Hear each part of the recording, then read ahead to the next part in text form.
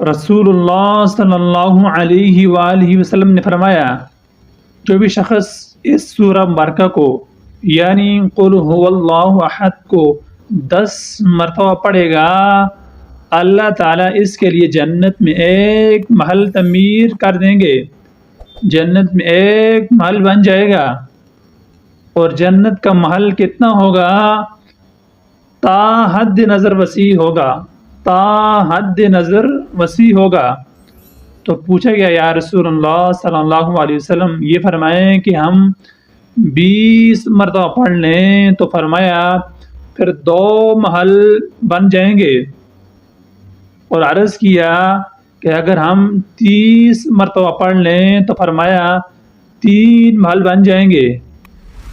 فرمایا اگر 100 مرتبہ اس کو پڑھ لیں تو فرمایا پھر 10 محل جنت میں بن جائیں گے۔